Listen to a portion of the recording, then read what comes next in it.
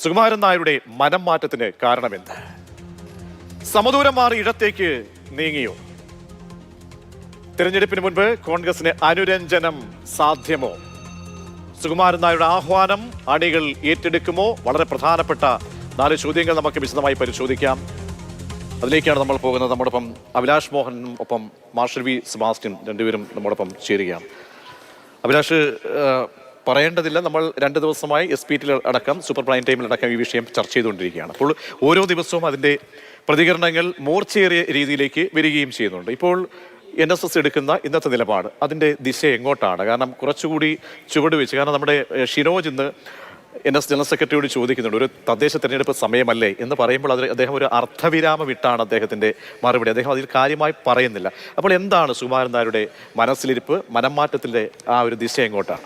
അതിൽ പ്രജീഷ്, ഇന്ന് മാതൃഭൂമി ദിനപത്രത്തിൻ്റെ എഡിറ്റോറിയൽ പേജിൽ സുകുമാരൻ നായരുടെ അഭിമുഖമുണ്ട്, KR പ്രഹ്ലാദനെടുത്ത്. അതിലൊരു ചോദ്യം സ്പെസിഫിക് ആയിട്ട് കോൺഗ്രസുമായിട്ടും LDFുമായിട്ടുള്ള ബന്ധത്തെക്കുറിച്ച് ചോദിക്കുന്നുണ്ട്. മുഖ്യമന്ത്രി വിളിക്കാറുണ്ടോ? മുഖ്യമന്ത്രി വിളിക്കാറുണ്ട്, നല്ല ബന്ധമാണ്. കോൺഗ്രസ് നേതാക്കൾ വിളിക്കാറുണ്ടോ? കോൺഗ്രസ് നേതാക്കളുമായി നല്ല ബന്ധമാണോ? അല്ല, കോൺഗ്രസിൽ നിന്ന് ആരും വിളിക്കാറില്ല. കാര്യങ്ങൾ വളരെ വ്യക്തമാണ്. പിണറായി വിജയനും സർക്കാരും സുകുമാരൻ നായരുമായി ഒരു ബന്ധം കീപ്പ് ചെയ്യുന്നുണ്ട്. കോൺഗ്രസ് അതേ സമയത്ത് അത് ചെയ്യുന്നില്ല. നമുക്ക് അറിയാം, NSS കോൺഗ്രസിനെ സംബന്ധിച്ച് പരമ്പരാഗതമായി തന്നെ കോൺഗ്രസ് അനുകൂല സമീപനം സ്വീകരിക്കുന്ന ഒരു പ്രസ്ഥാനമാണ്. വളരെ ചുരുങ്ങിയ സന്ദർഭങ്ങളിൽ ഒഴിച്ചാൽ, ഇപ്പോൾ മന്നം സമാധിയിൽ ചെരുപ്പിട്ട് കയറിയ, ബൂട്ടിട്ട് കയറിയ സംഭവം പോലെയുള്ള ചെറിയ ചില ഘട്ടങ്ങൾ ഒഴിച്ചാൽ ബാക്കി സമയങ്ങളിലൊക്കെ UDF അനുകൂല സമീപനമായിരുന്നു NSS സ്വീകരിച്ചു വന്നിരുന്നത്. NDP രൂപീകരിച്ചപ്പോൾ NDP പിന്നീട് UDFിൻ്റെ ഘടകകക്ഷിയായി മാറിയത് നമുക്കറിയാം. എന്ന് മാത്രമല്ല, സമദൂരം ശരിദൂരം എന്നൊക്കെ പറഞ്ഞാലും UDF അനുകൂല നിലപാട് തന്നെയായിരുന്നു NSS സ്വീകരിച്ചു വന്നിരുന്നത്. പക്ഷേ ആ ബന്ധം അതുപോലെ കീപ്പ് ചെയ്യാൻ കോൺഗ്രസിനോ UDFിനോ കഴിഞ്ഞില്ല എന്ന് വേണം നമ്മൾ മനസ്സിലാക്കാൻ. ആ ഒരു ചുരുക്ക്, അതല്ലെങ്കിൽ ആ ഒരു പരിഭവം കൂടി അതിൽ പറഞ്ഞു വെക്കുന്നുണ്ട്. ഇത് കേവലം ശബരിമലയുമായി ബന്ധപ്പെട്ട വിശ്വാസ സംരക്ഷണ പ്രശ്നം മാത്രമല്ല. ഇപ്പോൾ അയ്യപ്പ സംഗമം നടത്തി, അതിനെ ഞങ്ങൾ അനുകൂലിക്കുന്നു എന്നുള്ളത് മാത്രമല്ല, ഓരോ ചോദ്യങ്ങൾക്കും, ഇപ്പോൾ എതിരായി ചോദിക്കുന്ന ഓരോ ചോദ്യങ്ങൾക്കും കൃത്യമായി സർക്കാർ അനുകൂല മറുപടിയുണ്ട്. കേസുകൾ പിൻവലിക്കാതെ എങ്ങനെ ഈ അയ്യപ്പ സംഗമം നടത്തുന്നു? കേസുകൾ പിൻവലിക്കൽ ഒരു പ്രധാനപ്പെട്ട കാര്യമല്ലേ എന്ന് ചോദിക്കുമ്പോൾ സുകുമാരൻ നായർ പറയുന്ന മറുപടി, ഈ റോഡ് തടഞ്ഞതുപോലെയുള്ള വിഷയങ്ങൾക്ക്, അല്ലെങ്കിൽ നിയമപരമായി കേസ് പിൻവലിക്കാവുന്ന കേസുകളൊക്കെ പിൻവലിച്ചിട്ടുണ്ട്, ബാക്കി നടപടിക്രമങ്ങൾ നടക്കുകയാണെന്നാണ്. അതായത് അങ്ങനെ പോലും, അതായത് കേസുകൾ പിൻവലിച്ചിട്ടില്ല എന്ന സ്ലൈറ്റായ വിമർശനം പോലും സർക്കാരിനെതിരെ ഉന്നയിക്കാൻ സുകുമാരൻ നായർ ഉദ്ദേശിക്കുന്നില്ലെന്ന് മാത്രമല്ല, ആ വാദത്തെയും കൂടി അദ്ദേഹം ഖണ്ഡിക്കുകയാണ്. അതായത് സർക്കാരിനെയും LDFിനെയും സമ്പൂർണ്ണമായും ഡിഫെൻഡ് ചെയ്യുന്ന പൊസിഷൻ ഇക്കാര്യത്തിൽ സുകുമാരൻ നായർ എടുക്കുന്നുണ്ട്. അത് കൃത്യമായി, അതായത് കോൺഗ്രസ് വരട്ടെ, കോൺഗ്രസ് ഈ കാര്യത്തിൽ NSSനോട് സംസാരിക്കാനുണ്ടെങ്കിൽ കോൺഗ്രസ് വന്ന് സംസാരിക്കട്ടെ. ഇപ്പോൾ ഈ ഒരു കേവല അയ്യപ്പ സംഗമത്തിൻ്റെ മാത്രം വിഷയത്തിലല്ല സർക്കാർ അനുകൂല നിലപാട്, അതല്ലാതെ തന്നെയും ഞങ്ങളുടെ നിലപാട് സർക്കാർ അനുകൂലമാണ് എന്ന് പറഞ്ഞു വെക്കുകയാണ് അവിടെ സുകുമാരൻ നായർ. മാർഷൽ, ഇന്നിപ്പോൾ VD സതീശന്റെ പ്രതികരണം വന്നു. ആ VD സതീശന്റെ പ്രതികരണത്തോട് മാധ്യമപ്രവർത്തകർ ചോദിക്കുന്നുണ്ട്, അതായത് ഒരു പ്രതിസന്ധിയിലേക്ക്, അല്ലെങ്കിൽ കോൺഗ്രസിനെ സംബന്ധിച്ചോളം അല്ലെങ്കിൽ UDFിനെ സംബന്ധിച്ചോളം ഇത്തരം പ്രതികരണങ്ങൾ പ്രതിരോധത്തിലേക്ക് കൊണ്ടുപോകുന്നു എന്ന് പറയുമ്പോൾ എന്താണ്, സമവായ നിലപാട് വിട്ട്, അല്ലെങ്കിൽ സമവായ നിലപാടിൽ തന്നെയാണ് NSS എന്ന് പറയുന്നുണ്ട്. പക്ഷേ എന്താണ്, ഇന്നലെ കഴിഞ്ഞ ദിവസം വന്ന പ്രതികരണങ്ങളിലോ ഇന്ന് സുകുമാരൻ നായർ പറഞ്ഞ പ്രതികരണങ്ങളിലോ അദ്ദേഹം സമദൂരത്തെക്കുറിച്ച് അദ്ദേഹം പറയുന്നില്ല. അദ്ദേഹം ഒരു ശരിദൂരം ഇട്ടുകൊണ്ട്, അല്ലെങ്കിൽ ഇടത്തേക്കാണോ തന്റെ നയം എന്ന് ഒരു സൂചനകൾ നൽകിക്കൊണ്ടാണ് അദ്ദേഹത്തിന്റെ പ്രതികരണം വരുന്നത്. അതിനെ നമുക്കൊന്ന് ആഴത്തിൽ വിശകലനം ചെയ്യുമ്പോൾ മറ്റെന്തെങ്കിലും ഒരു ഡ്രാമയോ മറ്റോ എന്തെങ്കിലും രൂപപ്പെടുന്നുണ്ടോ? ഞാൻ മനസ്സിലാക്കുന്നത് പ്രധാനമായിട്ടും സമദൂരം ശരിദൂരമാക്കി മാറ്റിക്കൊണ്ടായിരുന്നു നേരത്തെ അഭിലാഷ് സൂചിപ്പിച്ച പോലെ UDFിന് അനുകൂലമായൊരു നിലപാട് മുൻകാല തെരഞ്ഞെടുപ്പിലെല്ലാം ചെയ്തിരുന്നത്. പക്ഷേ ഇപ്പോൾ UDFുമായിട്ട് അകന്ന് നിൽക്കുന്നു, അല്ലെങ്കിൽ UDF നേതാക്കൾ വിളിക്കുന്നില്ല എന്നൊക്കെ പറയുന്നതിനപ്പുറം ഇതിൽ വേറൊരു കാര്യം കൂടിയുണ്ട്. അതായത് VD സതീശൻ പ്രതിപക്ഷ നേതാവായി വന്നതിന് ശേഷം അദ്ദേഹം നടത്തിയിട്ടുള്ള പ്രസ്താവനകൾക്കെതിരെ NSS ആസ്ഥാനത്തുനിന്ന് ഒരു കത്ത് കരയോഗങ്ങളിലേക്ക് വന്നിരുന്നു. അതായത് KPCCയുടെ നിലപാട് പറയേണ്ടത് പ്രതിപക്ഷ നേതാവല്ല, അത് KPCC നേതൃത്വമാണ്. ഇത്തരമൊരു നിലപാട് സമുദായങ്ങളെക്കുറിച്ച് സതീശൻ നടത്തിയത് ശരിയായില്ല, അദ്ദേഹം അത് തിരുത്തണമെന്നാവശ്യപ്പെട്ടുകൊണ്ട് മുമ്പ് NSSൻ്റെ ആസ്ഥാനത്തു നിന്നൊരു കത്ത് പുറത്തു വന്നിരുന്നു.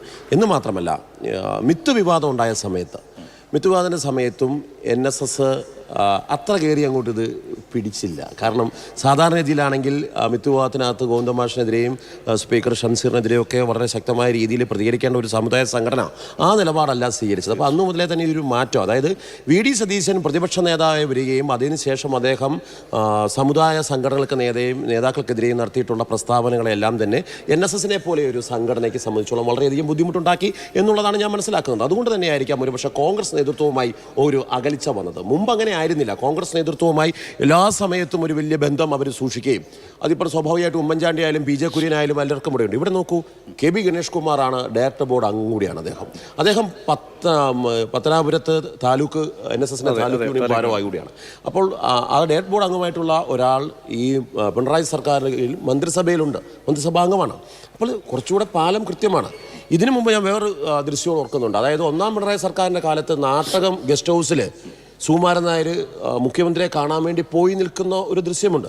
അപ്പം അന്നു മുതൽ നടന്നു. പിന്നീട് എപ്പോഴോ ശബരിമല വിഷയം വരുന്ന സമയത്തുണ്ടായിട്ടുള്ള ഒരു എതിർപ്പല്ലാതെ വേറൊന്നും ഉണ്ടായിട്ടില്ല. അത് പാച്ചപ്പ് ചെയ്തുകൊണ്ട് സർക്കാർ മുന്നോട്ട് ഒരു കാര്യം കൂടി വളരെ ചുരുക്കി, അതായത് ഈ ഇനിയിപ്പോൾ ഒരു അനുരഞ്ജനത്തിനുള്ള സാധ്യത, കാരണം ഒരു തദ്ദേശ തെരഞ്ഞെടുപ്പ് വരികയാണ്, അതിനുശേഷം ഒരു വലിയൊരു തെരഞ്ഞെടുപ്പിലേക്ക് സംസ്ഥാനം പോകുന്നു. അങ്ങനെയൊക്കെ നോക്കുമ്പോൾ ഒരു അനുരഞ്ജനത്തിന്റെ സാധ്യത, അത് അങ്ങനെയെങ്കിൽ കോൺഗ്രസ് ഇതൊരു പാച്ചപ്പ് ചെയ്യാൻ വേണ്ടി ആരെയും മുൻനിർത്തി സാധ്യമായ വഴികൾ കോൺഗ്രസിന് മുന്നിലുള്ള എന്താണ്? ഇവിടെ ഇപ്പോൾ മാർഷൽ പറഞ്ഞ ഒരു പ്രധാനപ്പെട്ട കാര്യമാണ്. VD സതീശനോടുള്ള എതിർപ്പ് ഇതിലൊരു പ്രധാനപ്പെട്ട ഘടകമാണ്. അത് നേരത്തെ മുതൽ ഉള്ളതുമാണ്. അപ്പോൾ എന്തിനു വേണ്ടിയിട്ടാണ് ഈ സമ്മർദ്ദം എന്ന് നമുക്ക് പൂർണ്ണമായി ഉറപ്പിച്ച് പറയാൻ കഴിയില്ല. അത് സമ്പൂർണ്ണമായി ഇടതുപക്ഷത്തിന് അനുകൂലമായ നിലപാടെടുക്കണം എന്ന് തന്നെ ആയിക്കണമെന്നില്ല. മറ്റു ചില കാര്യങ്ങൾ ഒരു പക്ഷേ അതിൽ അന്തർലീനമായി കിടക്കാം. ഞാനിപ്പോൾ അത് സമ്പൂർണ്ണമായി പറയുന്നില്ല എങ്കിൽ പോലും ആത്യന്തികമായി CPM അനുകൂല നിലപാട് സ്വീകരിക്കുക എന്നുള്ളതിനേക്കാൾ കോൺഗ്രസിനെ പ്രഷർ ചെയ്യുക, കോൺഗ്രസ് ഞങ്ങൾക്ക് കൂടി പറ്റുന്ന ഒരാളെ മുന്നിൽ നിർത്തട്ടെ എന്നൊരു പ്രഷർ ടാക്ടിക്സ് ഒരു പക്ഷേ ഇതിന് പിന്നിൽ ഉണ്ടാവാനുള്ള സാധ്യതയുണ്ട്. പഴയ താക്കോൽ സ്ഥാനത്ത് ഒരാൾ വേണം എന്ന പ്രശ്നങ്ങളൊക്കെ ഓർമ്മയുണ്ടല്ലോ അല്ലേ? അപ്പോൾ ഇപ്പോൾ താക്കോൽ സ്ഥാനം എന്നുള്ളതൊന്നും ഡയറക്റ്റ് ആയിട്ട് പറയുന്നില്ലെങ്കിലും നമ്മൾ ആലോചിച്ച് വരുമ്പോൾ ഒരു പക്ഷേ ഇതിൽ ചില അന്തർധാരകൾ.